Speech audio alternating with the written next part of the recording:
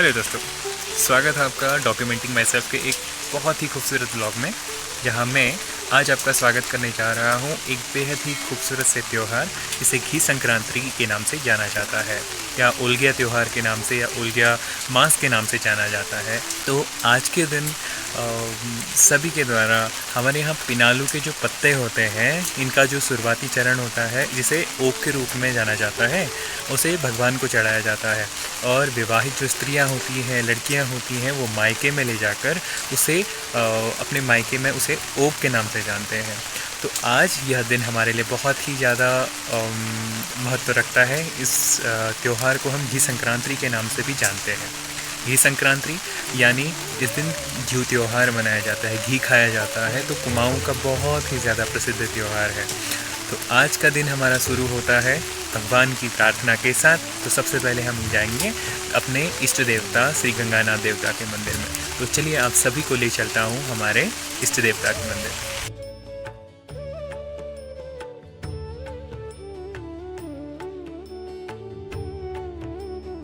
देवभूमि उत्तराखंड, जहाँ हर ऋतु, हर मौसम अपने साथ एक नया उल्लास लेकर आता है। हरेला बीतने के ठीक एक महीने बाद जब भादो मास का महीना शुरू होता है, तब पहाड़ों में मनाया जाता है एक अनूठा और सेहतमंद लोक पर्व, जिसे घी संक्रांत या उलग्या त्योहार के रूप में जाना जाता है।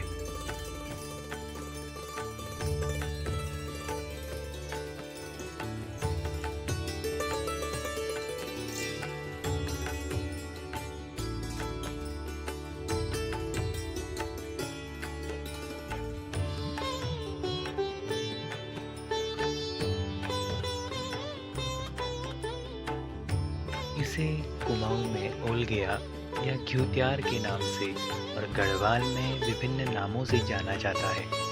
इस दिन की एक बड़ी मशहूर और मज़ेदार कहावत है, जो ये दिन घ्यू नहीं खाता, अगले जन्म में कनेल बनना पड़ता है। यानी अगर आज के दिन आप घी नहीं खाएंगे तो अगले जन्म में आपको घोंघा बनना पड़ेगा। हालांकि यह बच्चों को चुस्त और सेहतमंद बनाने की एक लोक प्रेरणा है, क्योंकि घी शरीर को ऊर्जा और ताकत देता है। इस दिन बुजुर्गों बच्चों के सिर और जोड़ों पर घी लगाकर लंबी उम्र का आशीर्वाद देते हैं।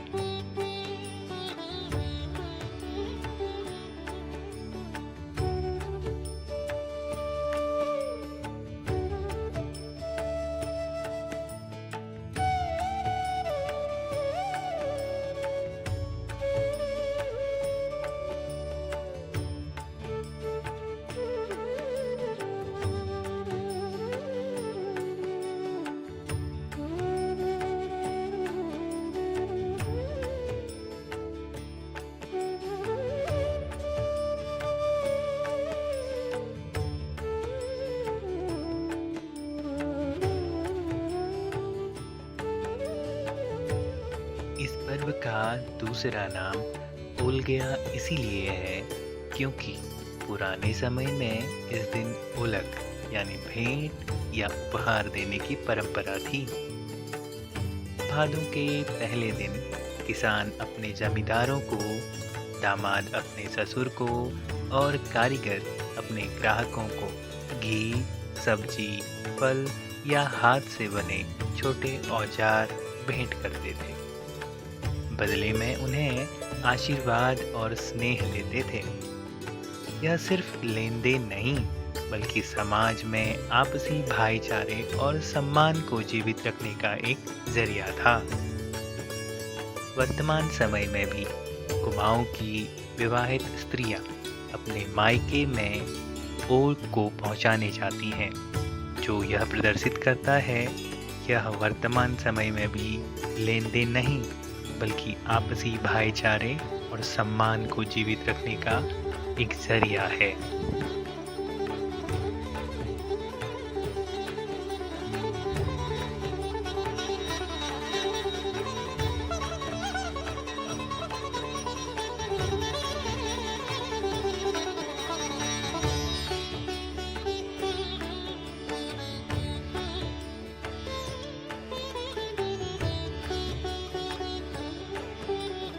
आज सुबह से आसमान ने जैसे बांध तोड़ दिया है। चारों तरफ मूसलाधार बारिश, गड़गड़ाहट और रास्तों पर बहता पानी। प्रकृति मानो आज पूरी रफ्तार में हो। मौसम ने परीक्षा लेने की पूरी कोशिश की। रास्तों पर फिसलन है, तेज हवाएं छाते उड़ाने पर आमाद हैं। लेकिन जब बात संस्कृति, लोक परंपरा और इष्ट देव को साल की नई फसल का भोग लगाने की हो, तो हमारे हौसले कहाँ कम थे। हम भी बढ़ते गए।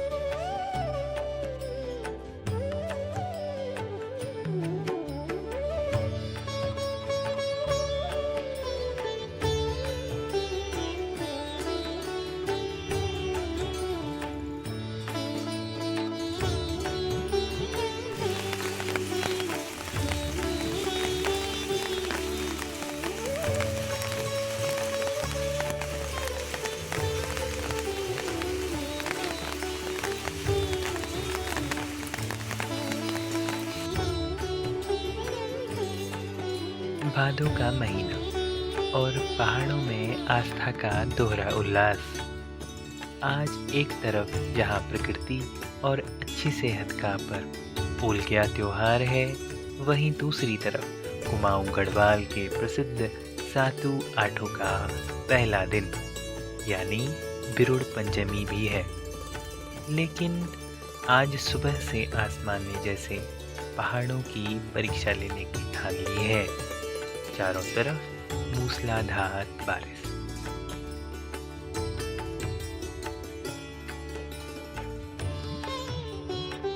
बाहर भले ही पानी की बौछार हो, पर घर के भीतर आस्था की पवित्रता चरम पर है। बिरुड़ पंचमी के दिन तांबे के बर्तन में 5 या 7 प्रकार के अनाजों को भिगोकर बिरुड़ तैयार किया जाता है।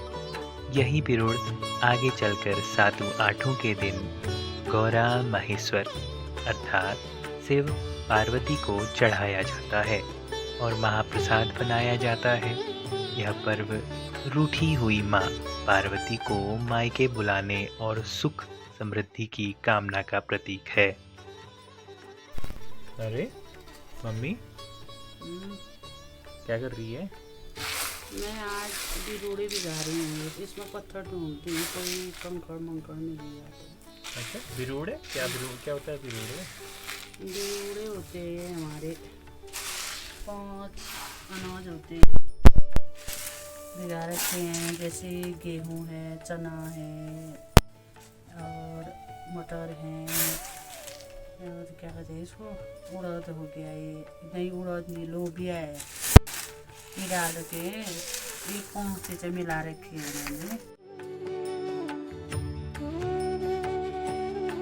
तो हाँ, माँ ने भी मेरी बातों को अपनी बातों से सत्य कर दिया।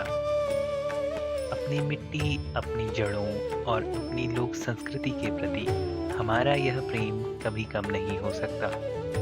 आप सभी को मूसलाधार बारिश के बीच उल्ग्या अथवा घीत्यार और बिरुड़ पंचमी की ढेरों शुभकामनाएं।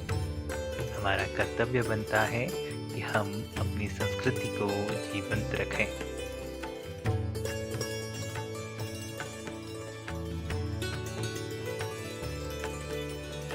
जिस बर्तन में इसे भिगोया जाता है उसे तांबे का भांड अथवा तिताऊ कहते हैं। इस बर्तन को शुद्ध माना जाता है, अतः माना जाता है कि इसमें साक्षात भगवान का स्वरूप विराजित होता है। अतः इसकी पूजा कर इसमें बिरुड़ स्थापित किए जाते हैं।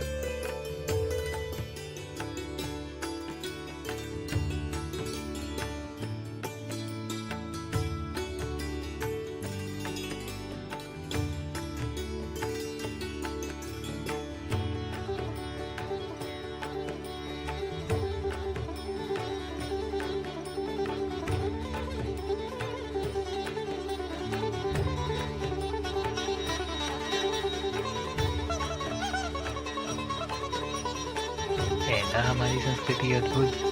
क्या आपके घर में भी आज तांबे के इस पवित्र बर्तन में बिरुड़ भिगोए गए? मुझे कमेंट बॉक्स में ज़रूर बताइएगा और सदैव प्रयास कीजिएगा हमारी संस्कृति को बचाने का।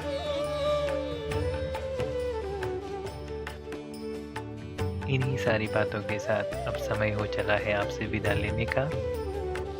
इसी तरीके के कुछ खास पलों के साथ मैं आपके साथ फिर हाजिर होऊंगा, फिर आप सभी से मिलने आऊँगा और आपसे ढेर सारा प्यार लूँगा। तब तक के लिए मुझे इजाज़त दीजिएगा। जय देवभूमि, जय उत्तराखंड।